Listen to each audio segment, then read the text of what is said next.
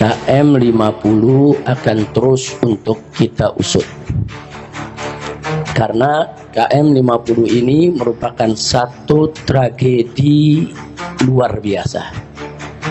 Saya sudah sampaikan pada saat terjadinya KM 50, kalau sekali KM 50 dibiarkan, maka akan terulang lagi KM 50 yang lain.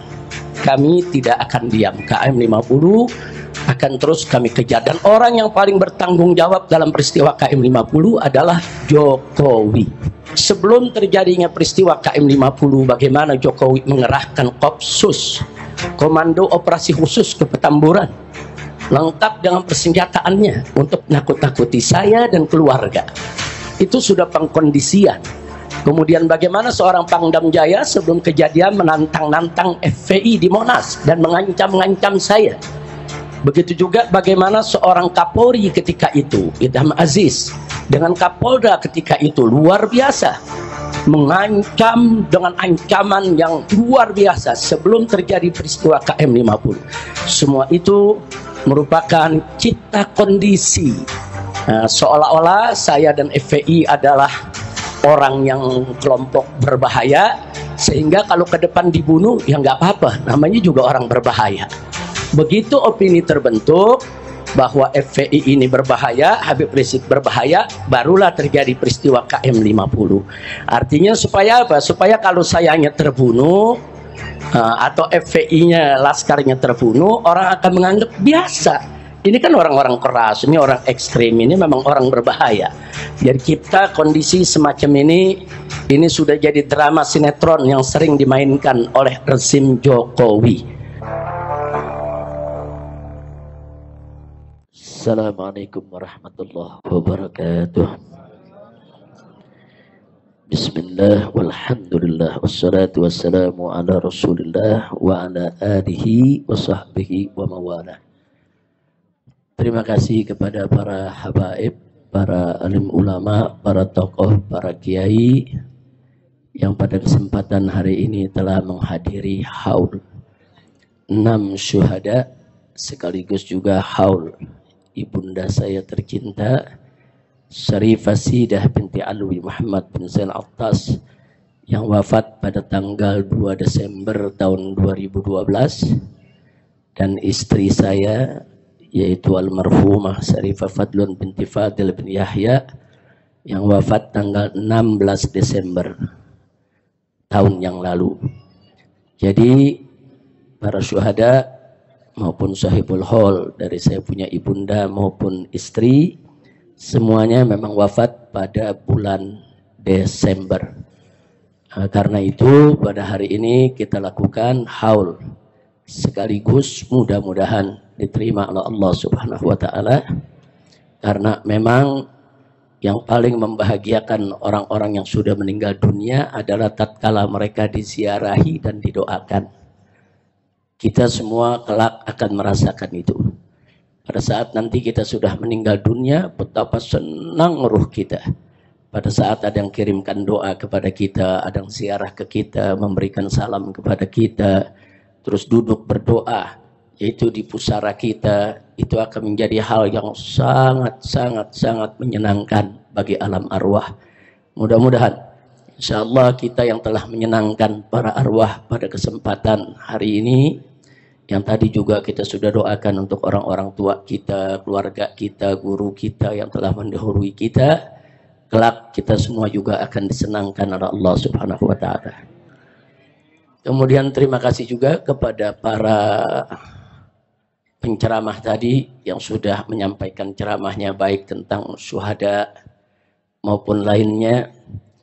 Apakah itu tadi yang disampaikan oleh Kiai Haji Ahmad Sobri Lubis yang luar biasa mendorong kita untuk selalu menancapkan niat agar mendapatkan mati syahid dari Allah Subhanahu wa taala. Begitu juga kawan-kawan, yaitu Dr. Badruddin Subki, Dr. Fikri Barino, kemudian juga ada Dr. Fadilah tadi yang juga sudah menyampaikan, ada Profesor Dr. Egi Sujana yang juga semua sudah menyampaikan mauidhahnya, tausiahnya yang luar biasa. Tidak juga lupa Al-Habib Hamid. Begitu juga Habib Zaki yang duduk di sebelah kanan dan kiri saya, yang bukan saja memberikan motivasi kepada segenap jamaah, tapi juga sekaligus mengikrarkan kembali semangat beliau-beliau untuk tetap istiqamah berjuang mencari ridha Allah dan Rasulullah Sallallahu Alaihi Wasallam. Baik, tidak banyak yang saya mau sampaikan.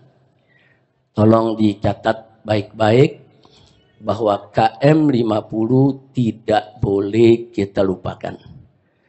KM 50 akan terus untuk kita usut. Karena KM 50 ini merupakan satu tragedi luar biasa. Saya sudah sampaikan pada saat terjadinya KM 50, kalau sekali KM 50 dibiarkan, maka akan terulang lagi KM 50 yang lain. Nah, buktinya sekarang kita lihat berapa banyak orang-orang yang dibunuh oleh polisi. Nah, tapi kemudian begitu siaran pers disiarkan, orang tersebut katanya melawan, bawa senjata, polisi terpaksa. Nah, akhirnya yang terjadi persis seperti KM 50. Sudah korbannya diculik, disiksa, dibunuh, difitnah. Dan itu terus terulang. Sampai peristiwa terakhir di Semarang, seorang anak SMK, begitu juga. Dia tidak tawuran, dibilang tawuran, tidak bawa senjata, dibilang bawa senjata, dipamerkan senjata dalam siaran persnya. Nah, jadi lagi-lagi terulang, lagi-lagi terulang. Jadi warga masyarakat dibunuh, terus difitnah. Nah, ini nggak boleh dibiarkan. Ini kenapa bisa terjadi lagi, itu tadi. Karena KM 50 dibiarkan, akhirnya mereka menganggap ke depan ini bunuh orang tuh gampang kok. Gampang, habis bunuh fitnah selesai, habis bunuh salahkan selesai. Nah, sampai kapan ini akan terus terjadi dan ini akan terus terulang. Sampai peristiwa sebesar Kanjuruhan yang meninggal itu lebih dari 100 orang, tetap saja yang meninggal yang disalahkan. Nah, lagi-lagi mereka semua disalahkan. Jadi polisi seperti malaikat, nggak pernah salah. Nah, ini berbahaya sekali. Nah, maka itu sekali lagi kami tidak akan diam. KM 50 akan terus kami kejar. Dan orang yang paling bertanggung jawab dalam peristiwa KM 50 adalah Jokowi. Bukan hanya karena beliau sebagai seorang presiden. Mungkin orang mengatakan, oh mungkin tanggung jawabnya moral. Karena sebagai seorang presiden. Bukan. Tapi kita dapatkan indikasi-indikasi keterlibatan Jokowi langsung atau tidak langsung. Itu bisa dibaca. Dan itu akan kita beberkan kalau pengadilan HAM-nya digelar, ya kawan. Nah, jadi jelas sekali. Dari sebelum terjadinya peristiwa KM 50, bagaimana Jokowi mengerahkan Kopsus, Komando Operasi Khusus ke Petamburan. Lengkap dengan persenjataannya untuk nakut-nakuti saya dan keluarga. Itu sudah pengkondisian. Kemudian bagaimana seorang Pangdam Jaya sebelum kejadian menantang-nantang FPI di Monas dan mengancam-ngancam saya. Begitu juga bagaimana seorang Kapolri ketika itu, Idham Aziz, dengan Kapolda ketika itu luar biasa. Mengancam dengan ancaman yang luar biasa sebelum terjadi peristiwa KM 50. Semua itu merupakan cipta kondisi. Seolah-olah saya dan FPI adalah orang yang kelompok berbahaya, sehingga kalau ke depan dibunuh ya nggak apa-apa, namanya juga orang berbahaya. Jadi dicipta kondisi dulu supaya masyarakat melihat FPI ini bahaya, Habib Rizik ini bahaya, Petamburan ini bahaya. Terus diciptakan kondisi dengan bantuan para buzzer yang luar biasa menyebar fitnahnya. Begitu opini terbentuk bahwa FPI ini berbahaya, Habib Rizik berbahaya, barulah terjadi peristiwa KM 50. Artinya supaya apa? Supaya kalau sayanya terbunuh atau FPI-nya, laskarnya terbunuh, orang akan menganggap biasa. Ini kan orang-orang keras, ini orang ekstrim, ini memang orang berbahaya.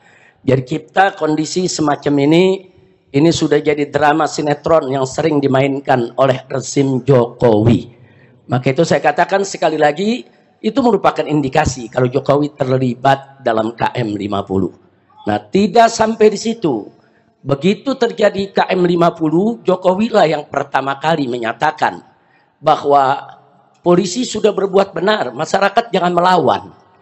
belum ada investigasi, belum ada pemeriksaan, belum ada penelitian, tiba-tiba sudah membuat pernyataan kalau Laskar di KM 50 itu yang salah. Sementara polisi yang membantainya itu benar, sedang menjalankan tugas. Nggak layak Presiden memberikan pernyataan semacam itu sebelum dilakukan pemeriksaan. Kecuali kalau memang Presidennya terlibat dan yang mengatur semua itu, pantas saja memberikan pernyataan seperti itu. Tidak sampai di situ. Tatkala banyak masyarakat termasuk DPR meminta dibentuknya yaitu tim independen untuk investigasi KM 50, justru Jokowi yang menolak. Kenapa harus menolak? Kalau tidak terlibat, nggak usah ditolak. Mestinya investigasi itu dilakukan sejak awal kali kejadian. Nah, jadi di sini sekali lagi, kalau saya katakan Jokowi adalah orang yang paling bertanggung jawab, bukan hanya karena Jokowi itu sebagai presiden, tapi ada indikasi-indikasi yang menunjukkan keterlibatannya. Termasuk 3 hari sebelum kejadian KM 50 di tempat ini, di markas syariat ini, tadi diceritakan oleh Dr. Fadilah. Nah, bagaimana saya berkumpul dengan sekumpulan jurnalis.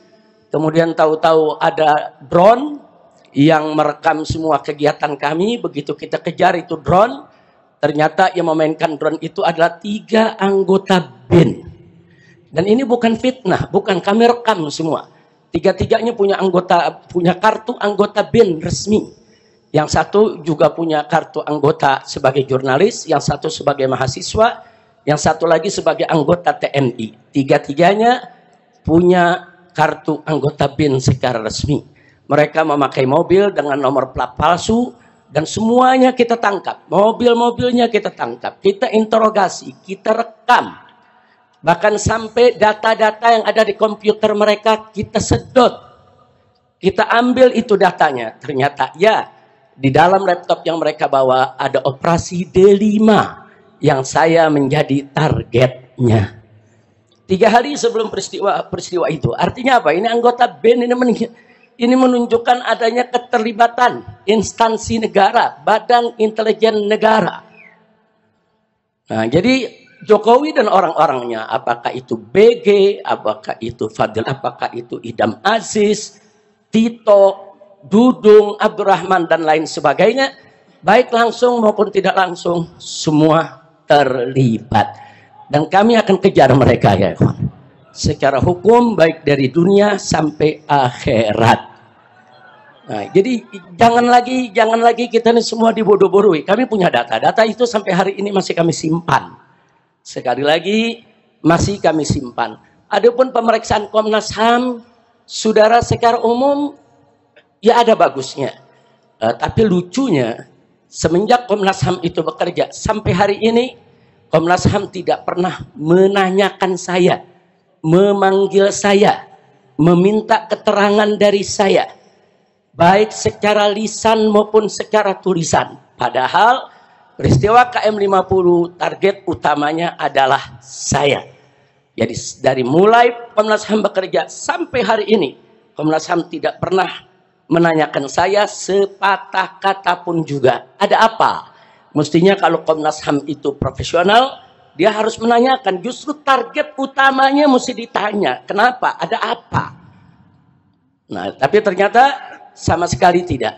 Nah, karena itu sekali lagi saya tidak ingin bicara panjang lebar di sini, tapi terlalu banyak nama-nama yang terlibat, saudara, dan semua kita catat. Ada 35 nama aparat yang kami catat. Dari yang pangkatnya jenderal sampai yang pangkatnya di bawah, semua kami catat orang-orang yang terlibat daripada peristiwa KM 50. Di sana kita lihat, saudara, ada Kombes Polisi TB Adi Hidayat. Dulu menjabat sebagai Diskrimum Polda Metro Jaya. Ini yang memberikan surat tugas untuk terus menguntit saudara saya sekeluarga. Surat tugasnya resmi yang menandatangani orang ini. Orang ini sama sekali tidak dipecat, bahkan pangkatnya dinaikkan. Sekarang sudah dapat bintang. Nah, kemudian masih ada lagi AKBP Handik Zusen. Baru 3 hari yang lalu pangkatnya juga dinaikkan di Polda Metro Jaya. Kemudian masih ada AKBP Widi Irawan, saudara. Ini yang diduga yang menjadi supir mobil Land Cruiser hitam. Masih ada AKBP Rulian Sauri. Ini yang diduga melakukan pemindahan jenazah daripada 6 laskar. Kemudian masih ada Ibda Muhammad Yusmin Ohorela. Ini yang diduga sebagai algojo eksekutor daripada KM 50. Masih ada Bribka Faisal Kasbi Alea. Ini juga termasuk eksekutor. Masih ada Bribka Adi Ismanto. Masih ada Bribka Guntur Pamungkas. Masih ada Bribtu Fikri Ramadan Tawainella. Dan lain sebagainya. Bahkan secara sistematis para buzzer digerakkan untuk membenarkan tindakan polisi dan menyalahkan daripada para syuhada KM 50. Bahkan ada buzzer yang kirim rangkaian bunga mengucapkan selamat kepada Polda Metro Jaya atas berhasilnya membunuh 6 laskar. Ini semua kita rekam dan semua kita catat. Nama-nama orangnya ada, saudara, foto-fotonya semua ada. Jadi kita tinggal tunggu waktu yang tepat untuk kita seret mereka semua ke pengadilan HAM. Nah, jadi sekali lagi, saya tidak bisa bacakan semua nama-nama yang ada, tapi nama-nama tersebut tidak akan pernah kita lupakan. Dan alhamdulillah, mobil yang dipakai oleh para syuhada ketika mereka ditembaki, mobilnya ada di depan sana, Anda udah lihat, dibangun museum. Di situ ada mobil yang digunakan oleh para laskar dan itu menjadi barang bukti. Jadi sengaja kita simpan sebagai barang bukti. Begitu nanti pengadilan HAM digelar, maka ini merupakan salah satu bukti barang yang harus ditunjukkan di pengadilan. Tidak sampai di situ. Kalau kita bicara novum, tadi sudah dibahas oleh Dr. Fadillah. Perlu kita ketahui, novum yang kita punya sebetulnya bukan hanya CCTV KM 50. Tapi tidak jauh dari pintu tol Kerawang Timur ada sebuah hotel, yaitu Novotel. Hotel tersebut saudara juga punya CCTV yang merekam aksi penembakan para aparat terhadap 6 syuhada kita. Tapi hotel tersebut kemudian didatangi oleh para aparat dan CCTV-nya semua disita. Jadi CCTV milik hotel, CCTV milik KM 50, semua adalah bukti kuat tentang terjadinya pembantaian. Tidak betul kalau laskar melawan, tidak betul ada peristiwa saling tembak-menembak. Tapi insya Allah, satu saat kita akan dapatkan semua CCTV tersebut untuk kita bisa seret semua yang ada. Dan subhanallah, Allah maha adil ya ikhwan. Allah maha adil. Ternyata tidak kurang dari 7 orang yang terlibat dalam pembantaian KM 50 adalah anggota Satgasus Merah Putih Sambo. Resmi, saudara, masuk. Termasuk yang tadi saya sebutkan namanya, yaitu Hadik Yusen.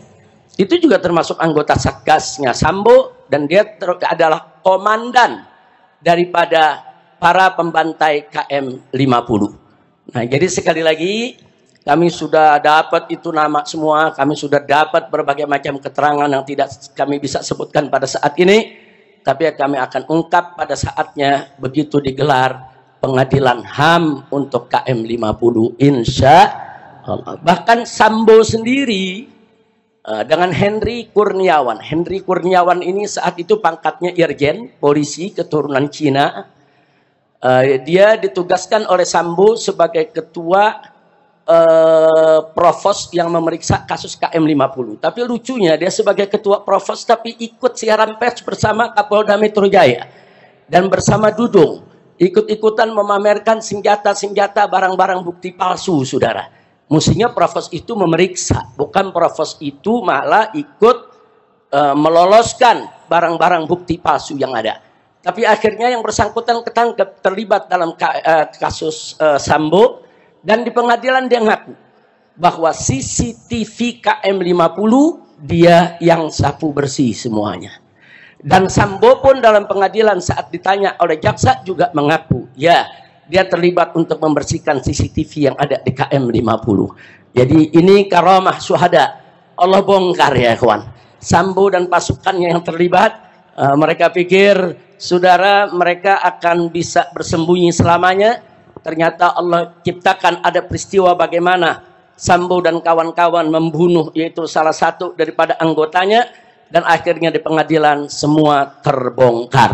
Nah, karena itu kepada Bapak Kapolri kita ingatkan sekali lagi janjinya di depan DPR MPR yang siap mengupas kembali kasus KM 50 kalau ada novum baru.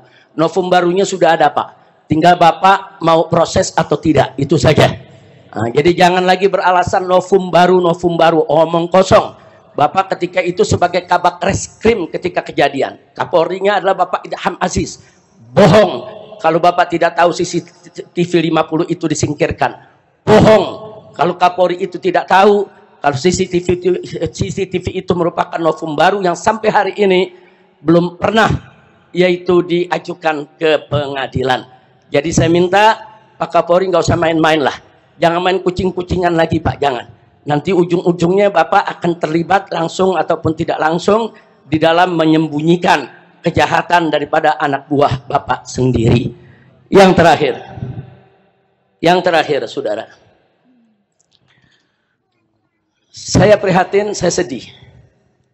Karena kabinet yang dibentuk oleh Bapak Presiden Prabowo saat ini masih bau anyir darah KM 50. Karena orang-orang yang tadi saya sebutkan, saudara, sebagian ditarik ke kabinet yaitu Pak Prabowo.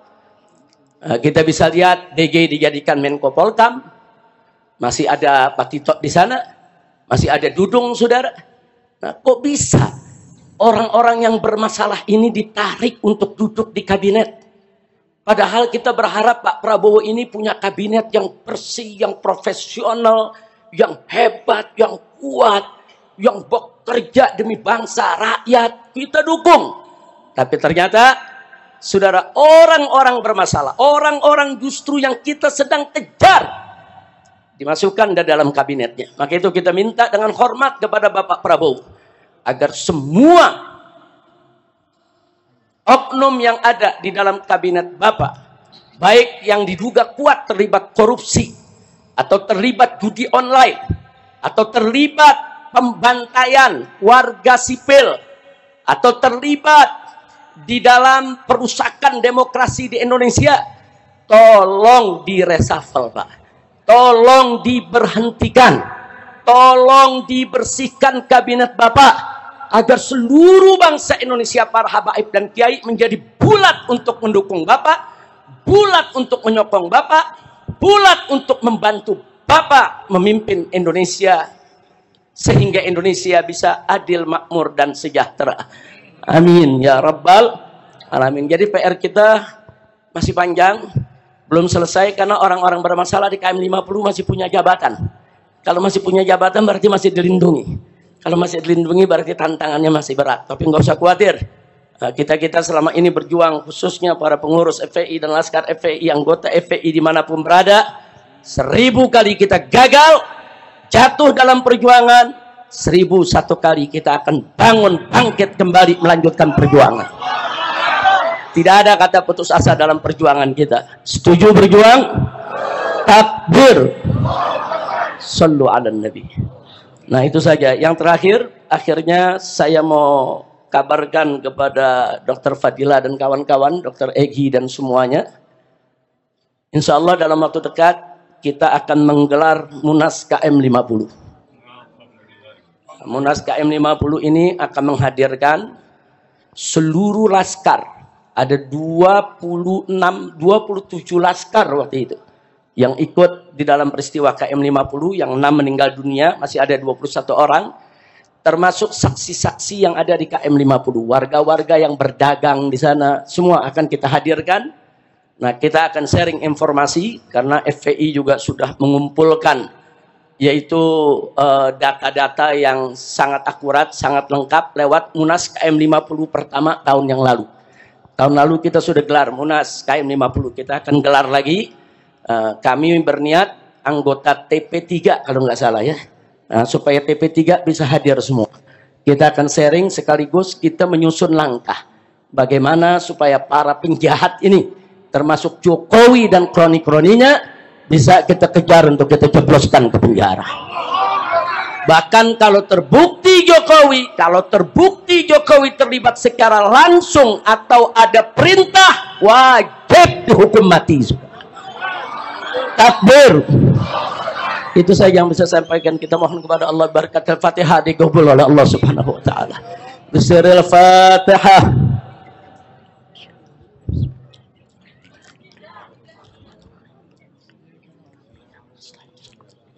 Siratal ladzina.